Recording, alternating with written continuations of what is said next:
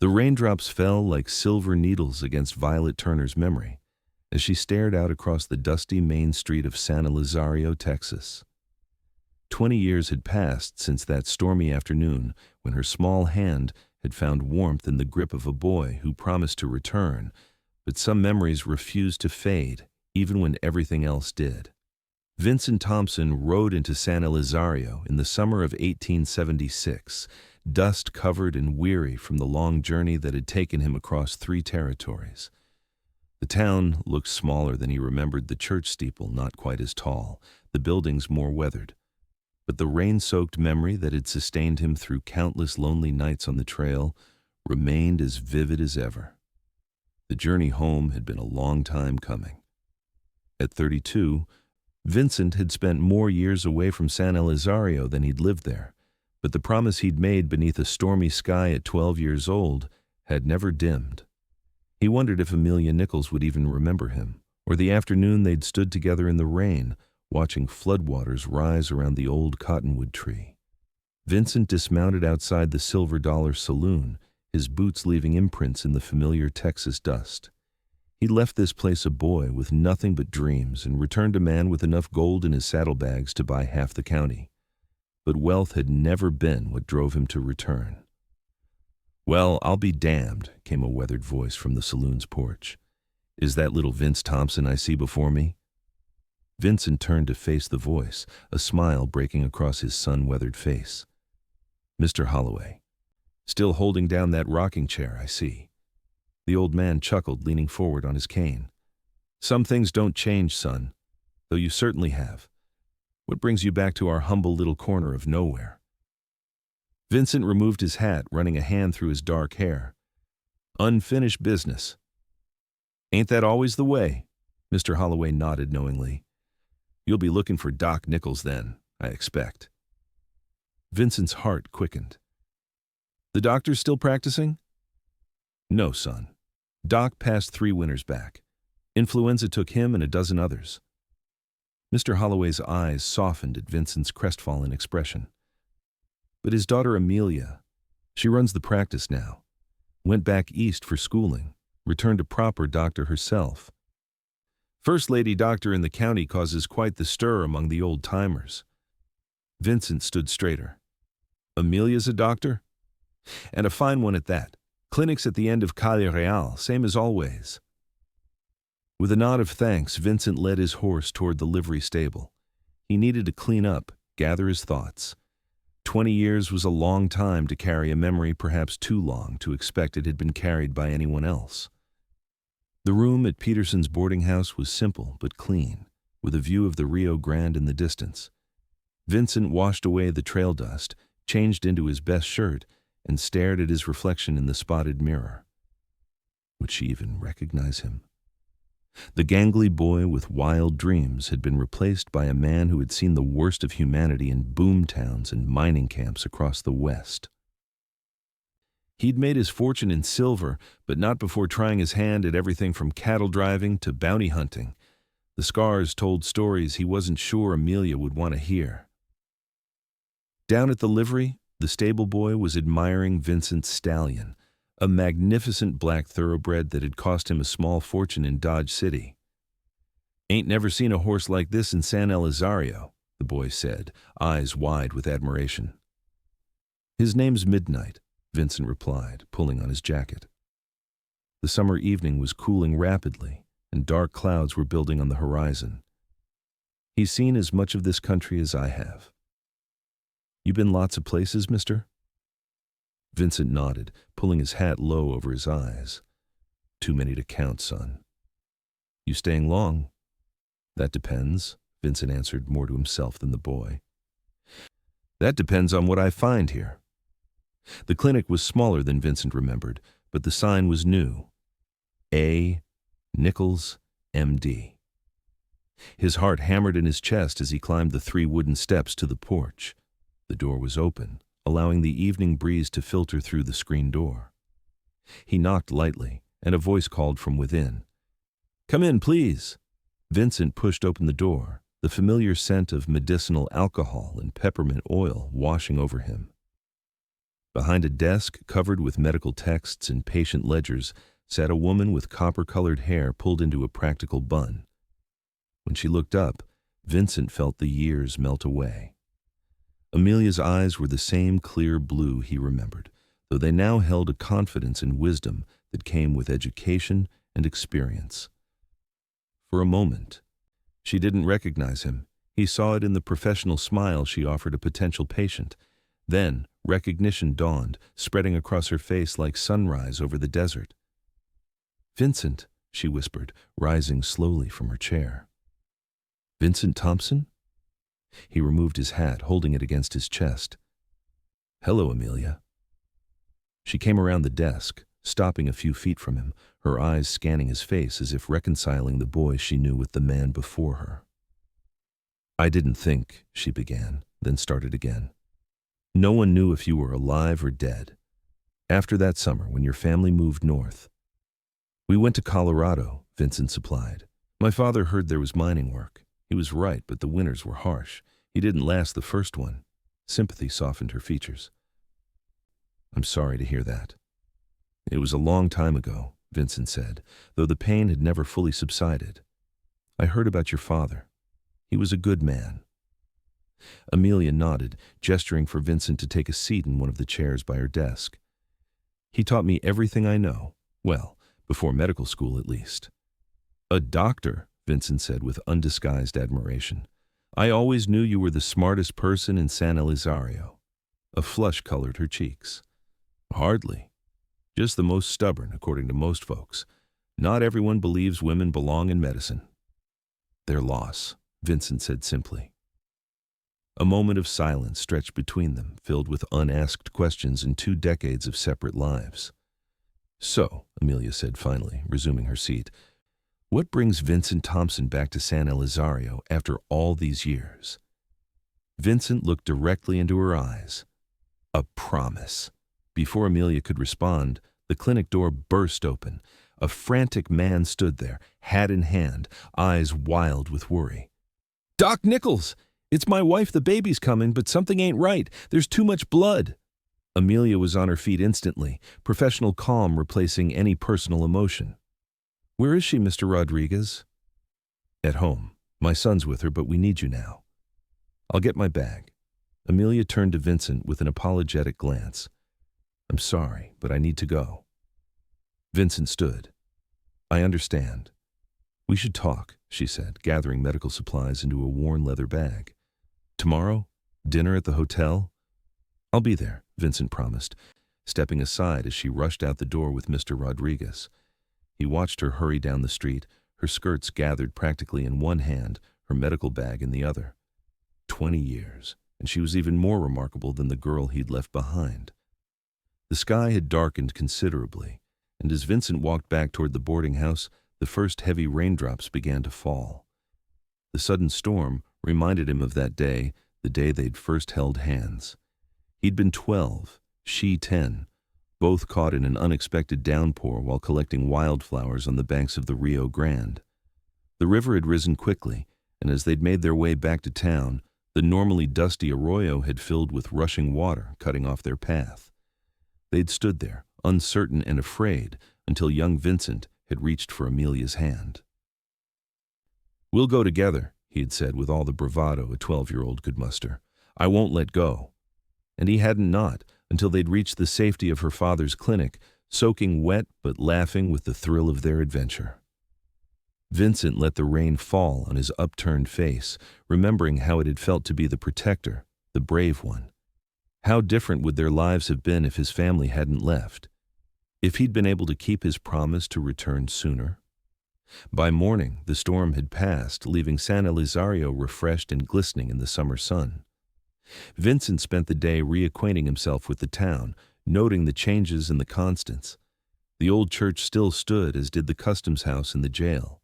New businesses had sprung up: a telegraph office, a proper hotel replacing the old rooming house, and a millinery shop that seemed out of place in the frontier town.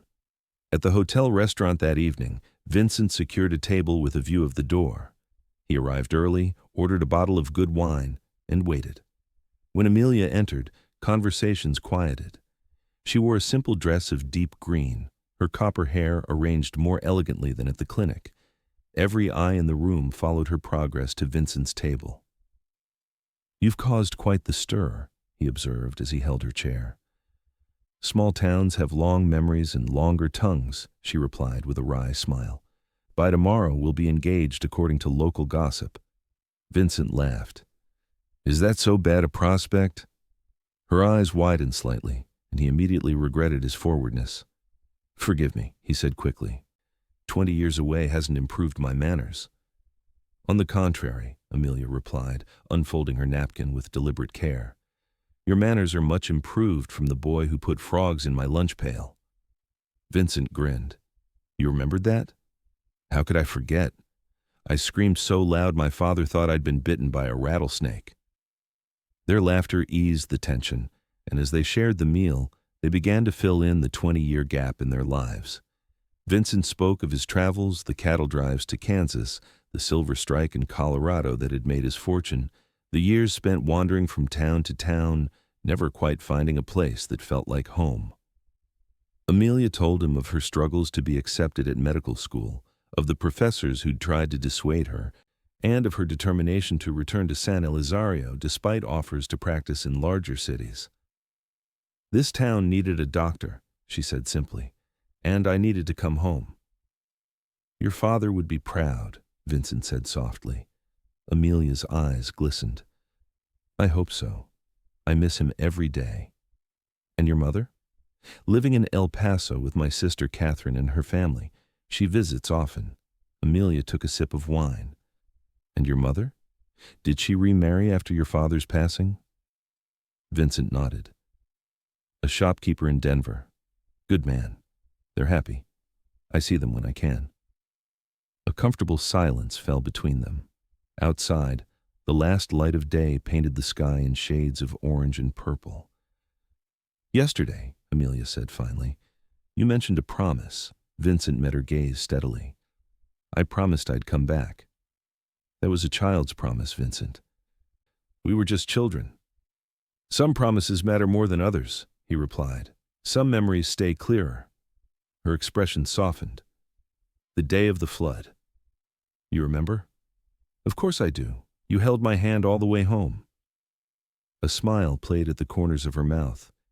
"You said you wouldn't let go." "And I meant it," Vincent said quietly.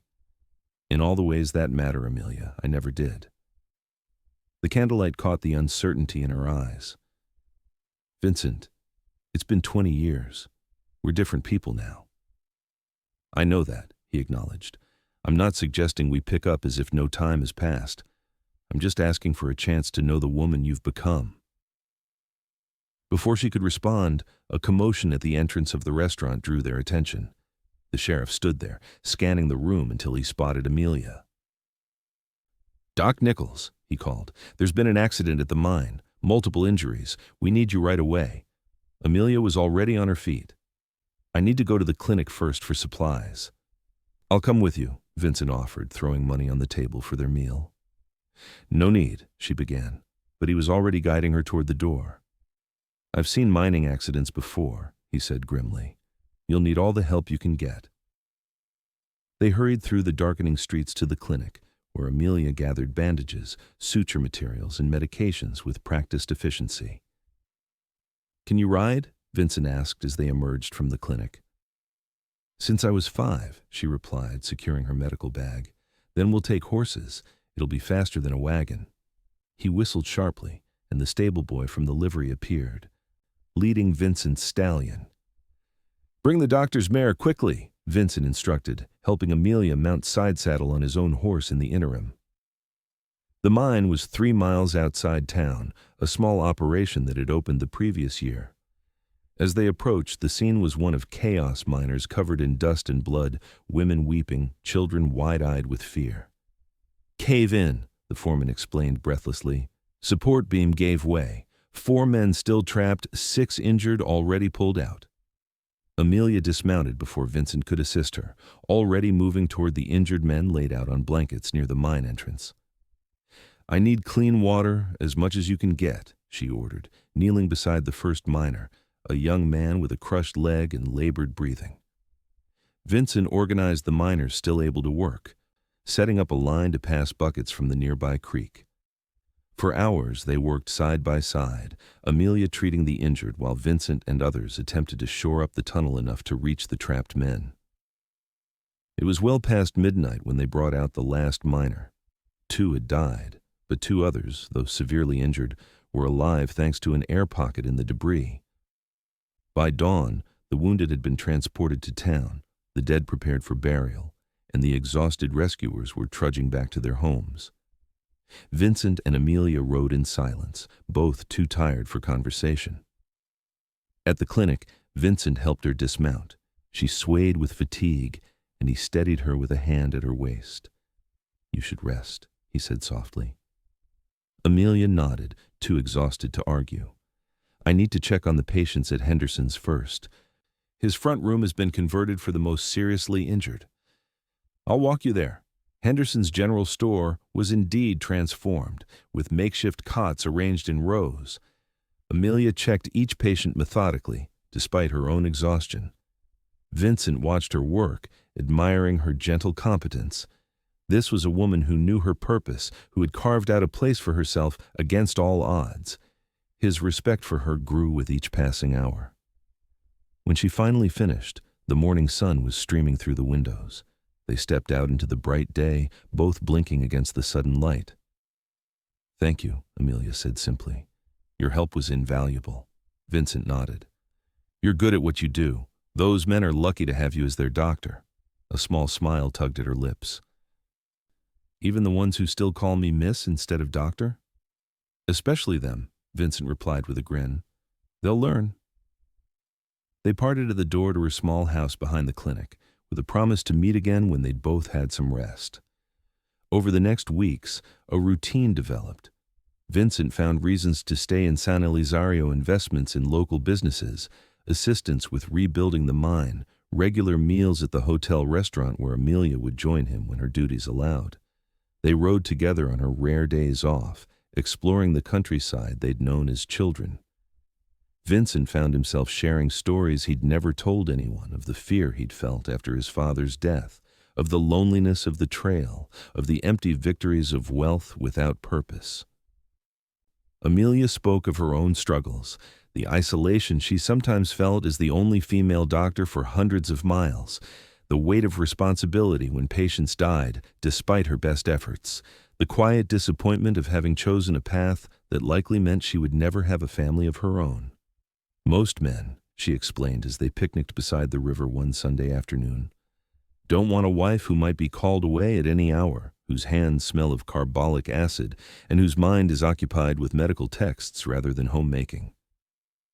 Vincent leaned back against a cottonwood tree, watching her as she arranged wildflowers in her lap. "Most men are fools." She glanced up, a question in her eyes. "A woman with purpose is a rare treasure," he continued. "Why would anyone want to diminish that?" Before she could respond, raindrops began to patter around them, quickly intensifying. They gathered their picnic things and hurried toward a small outcropping of rocks that offered some shelter. Huddled together beneath the overhang, they laughed as the sudden summer storm drenched the landscape. "Just like old times," Amelia remarked, wringing water from her skirt. Vincent nodded, noticing how the rain had darkened her hair to burnished copper, how her eyes reflected the storm-gray sky. Without thinking, he reached for her hand. Amelia's fingers closed around his, warm despite the cool rain. The simple touch transported him back 20 years to children holding hands in a downpour, to a promise made and kept through all the long years between. "I never forgot," Vincent said quietly. "Not for a single day." Amelia's eyes searched his. "All that time? Through everything you saw and did?" "You were my constant," he admitted, "the memory I returned to when nothing else made sense. The reason I kept going when giving up would have been easier." Her breath caught. "Vincent, I know it sounds impossible," he continued, "maybe even foolish. But that day, holding your hand in the rain, it was the first time I felt responsible for someone other than myself. The first time I wanted to be brave for someone else's sake." Amelia's free hand rose to touch his face, her fingers gentle against his weather-roughened cheek. "Not foolish," she whispered. "I understood even then what it meant to you, to both of us." The rain drummed against the rocks above them, creating a private world where only they existed. Vincent leaned forward slowly, giving her time to pull away. She didn't. Their first kiss was gentle, a tentative exploration of feelings that had simmered beneath the surface for weeks, perhaps years. When they parted, Vincent rested his forehead against hers. "I'm not leaving again," he said, a promise in his voice. "Not unless you ask me to go." Amelia's smile was radiant. "Then you'd better get comfortable, Cowboy, because I'm not asking." As summer faded into fall, Vincent established himself as a permanent resident of San Elizario. He purchased land outside town, began construction on a house with views of both the mountains and the river, and invested in several local businesses, including the mine, where he implemented safer practices. He became a familiar sight at Amelia's clinic, building additional shelving for her growing collection of medical books, repairing the sagging porch, and occasionally assisting with patients when extra hands were needed. Their courtship progressed under the watchful eyes of the town. Some approved, seeing the positive influence Vincent's wealth and experience brought to San Elizario. Others whispered that Dr. Nichols was compromising her professional standing by associating so openly with a man to whom she wasn't married. "Let them talk," Amelia said when Vincent expressed concern about damage to her reputation. They were walking along the river at sunset, arm in arm. "I've never made decisions based on town gossip, and I don't intend to start now." Vincent squeezed her hand. "All the same, I don't like giving anyone reason to think less of you." "Then there's an obvious solution," Amelia replied, stopping to face him directly. Vincent raised an eyebrow, a smile playing at the corners of his mouth. "Is there?" "You know there is." Her blue eyes sparkled with challenge. Vincent took both her hands in his. "Amelia Nichols, are you proposing to me?" A blush colored her cheeks, but her gaze remained steady. "I might be. Would that be so terrible?" Vincent laughed, a sound of pure joy. "Terrible? No. Unexpected? Yes. But then you've been surprising me since we were children." He dropped to one knee there beside the river, still holding her hands. "I had planned something more elaborate, a ring, a proper dinner, perhaps even musicians, but now seems perfect." Drawing a deep breath, he gazed up at the woman who had claimed his heart across 20 years and countless miles. "Amelia Nichols, I have loved you in one way or another since I was 12 years old.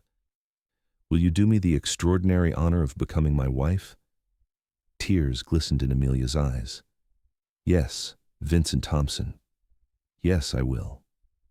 He rose and pulled her into his arms, kissing her with all the passion and promise of their future together. When they finally parted, both breathless, the first stars were appearing in the darkening sky. "We should head back," Amelia said reluctantly. "I have early patients tomorrow." Vincent nodded, offering his arm. "And I have a ring to buy."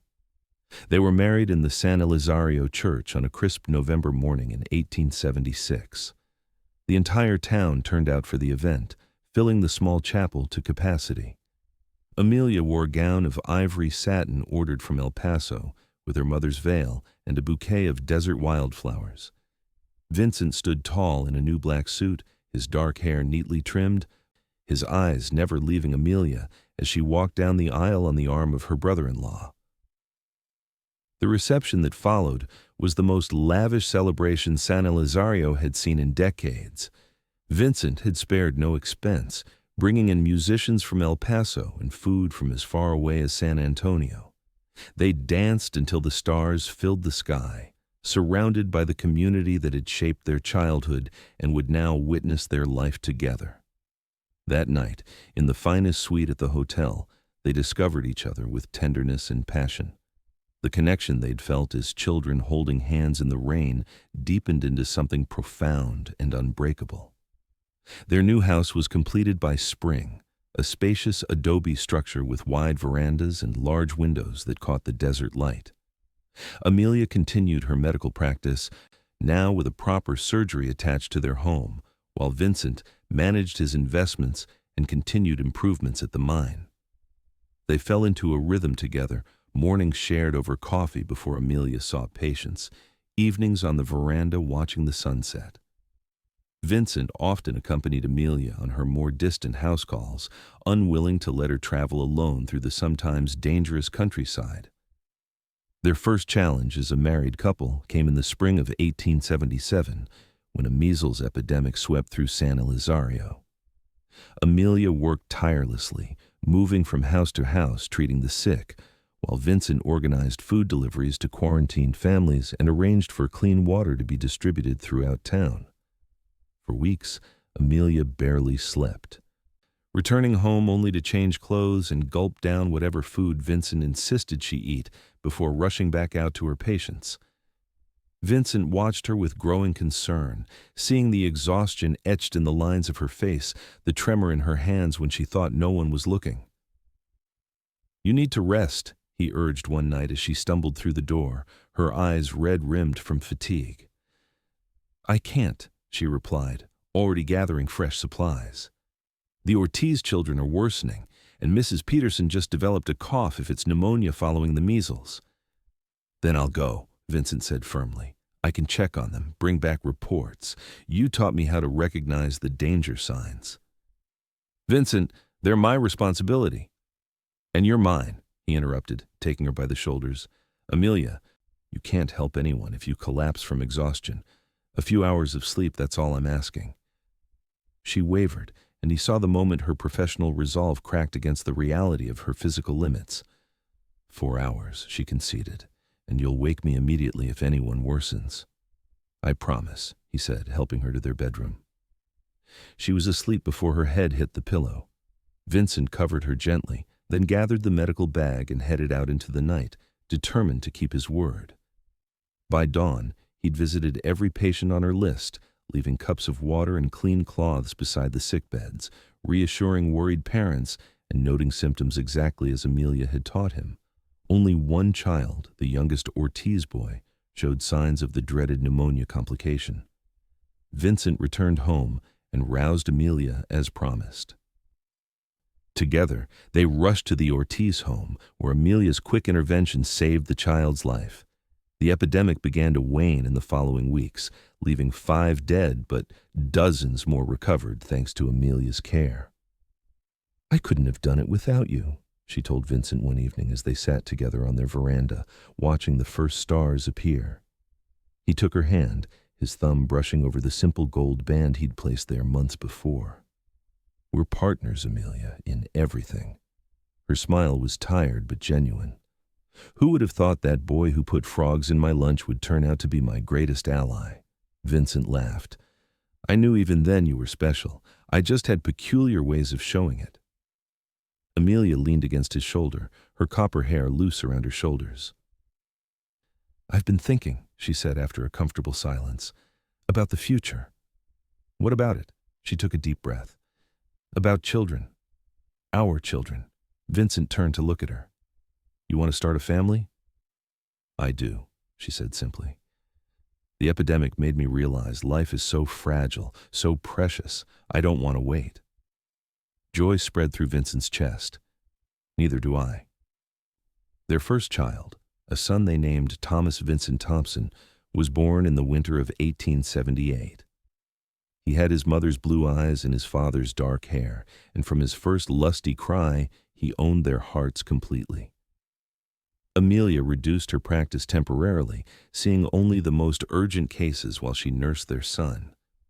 Vincent took on more responsibilities at home, proving himself as adept at rocking a fussy baby to sleep as he was at managing business affairs. "You're a natural," Amelia observed one evening, finding Vincent in the nursery with Thomas sleeping peacefully against his shoulder. Vincent smiled down at his son. "He makes it easy. Look at him, perfect in every way." "Like his father," Amelia said softly. Vincent shook his head. "Like his mother, determined, strong-willed." "He's 3 months old, Vincent. I don't think he's developed a strong will quite yet." "Just wait," Vincent predicted with a grin. He's got your blood. He'll be running this town someday." As Thomas grew, so did their family. Elizabeth Catherine joined them in 1880, followed by William Robert in 1883. Their house, once so spacious, filled with children's laughter, toys scattered across the verandas, and the constant activity of a growing family. Amelia continued her medical practice, now with the assistance of a young male doctor who had arrived in San Elizario specifically to study under her growing reputation. This allowed her more time with her children while still serving the community she loved. Vincent's business interests prospered, and he used his increasing wealth to improve San Elizario.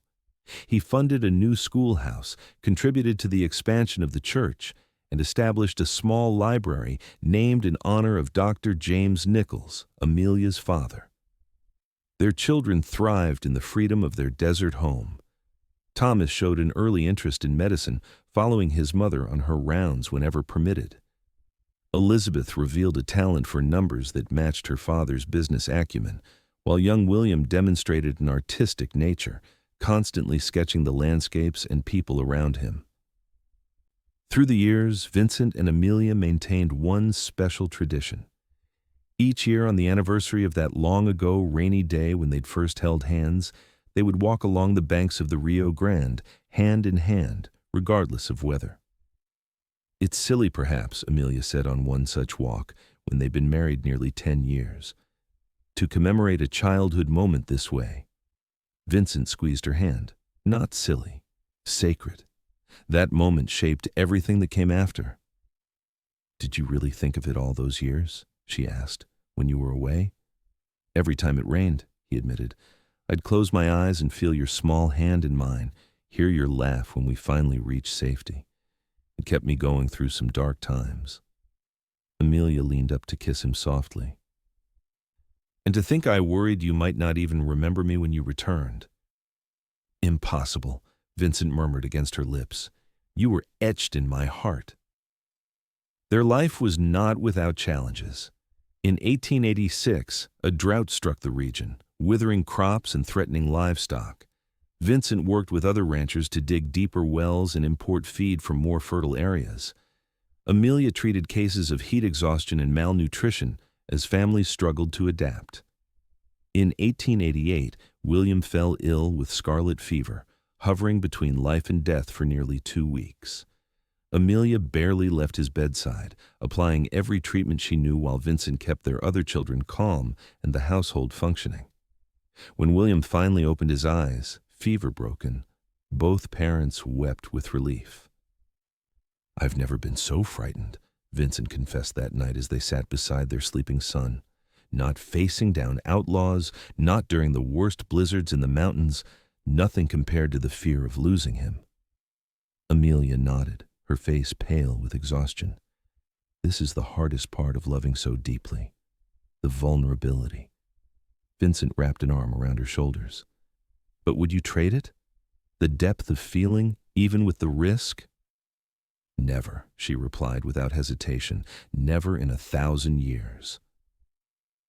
As their children grew toward adulthood, San Elizario grew as well. The railroad reached them in 1891, bringing new residents, businesses, and ideas to the once isolated community. Vincent and Amelia watched the changes with mixed emotions. Progress was welcome, but they cherished the quieter way of life that had shaped their early years together.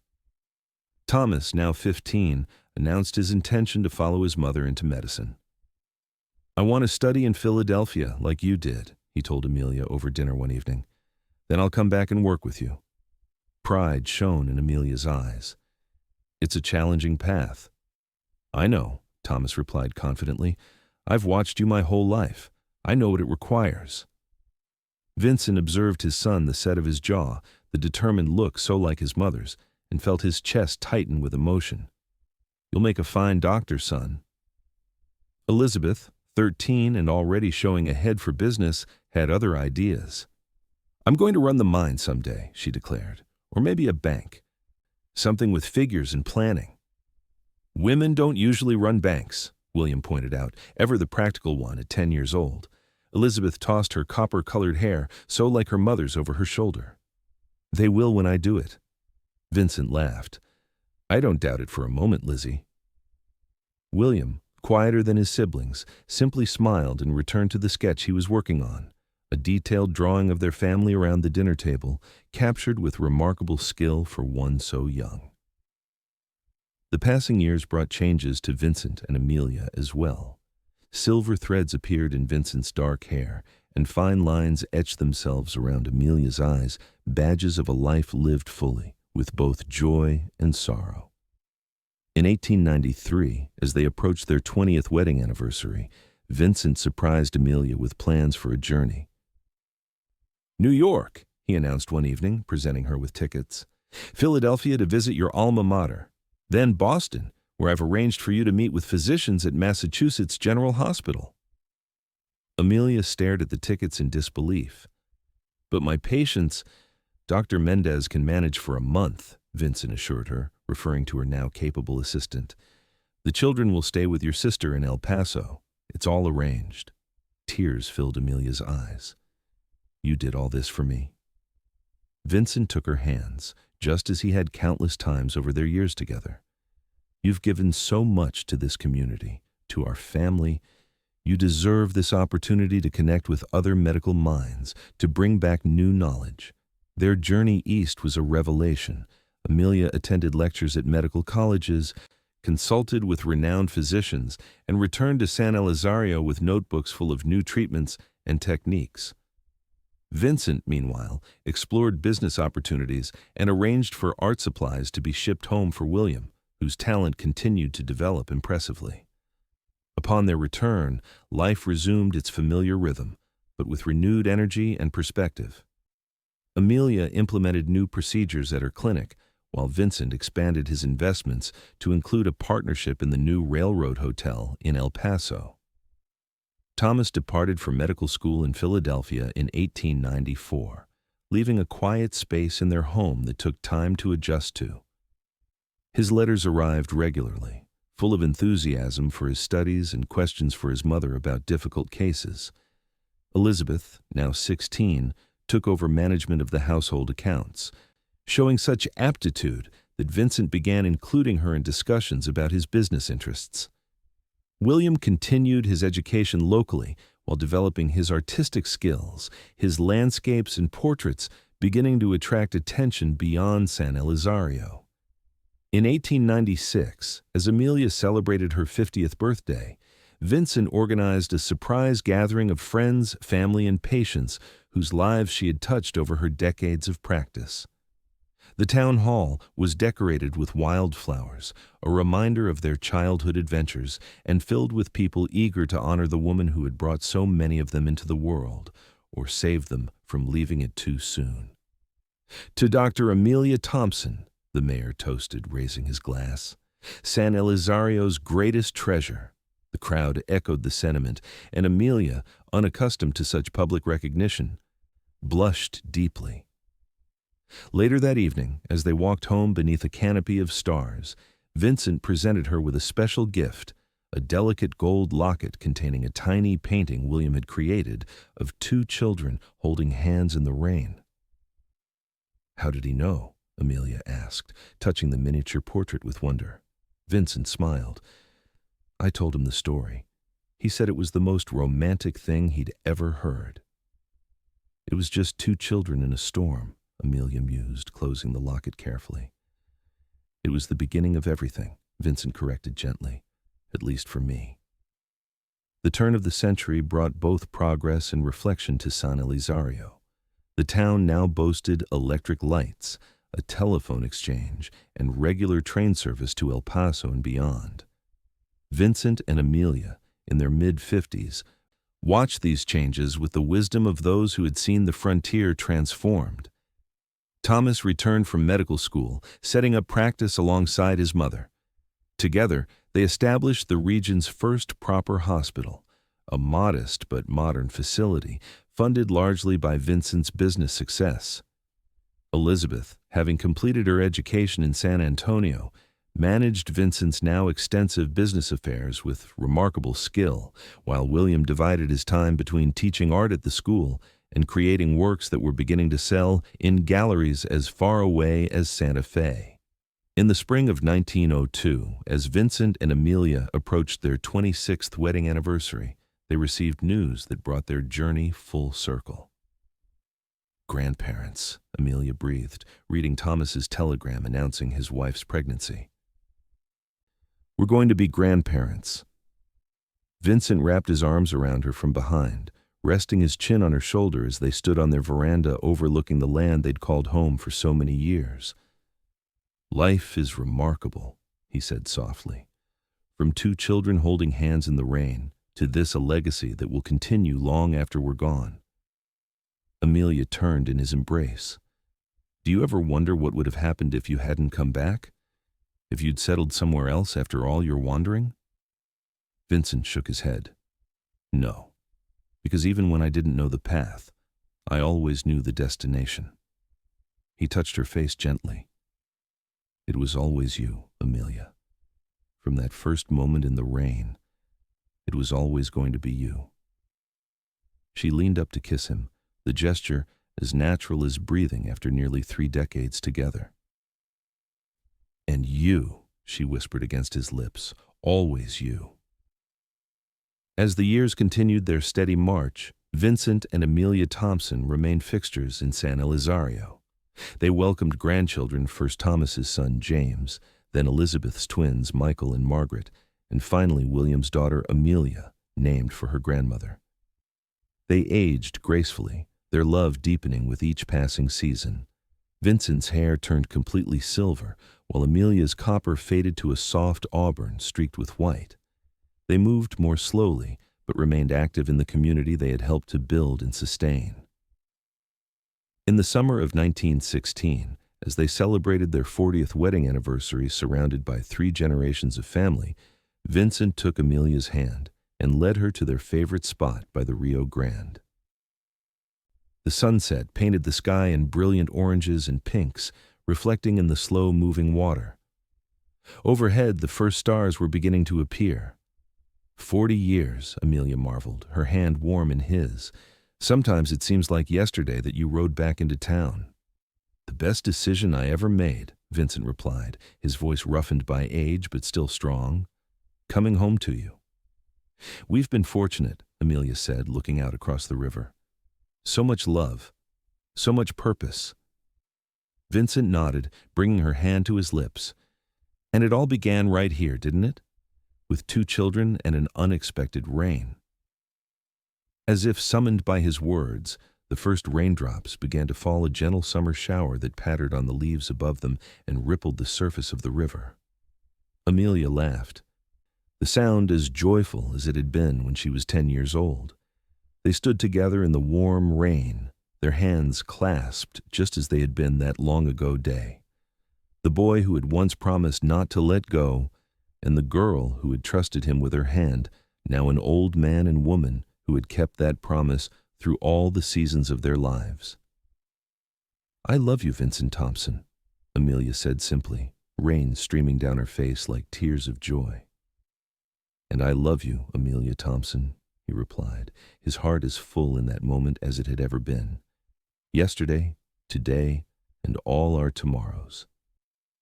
The rain fell steadily around them, washing away the dust of the years, leaving only the essential truth that had guided them from childhood to old age.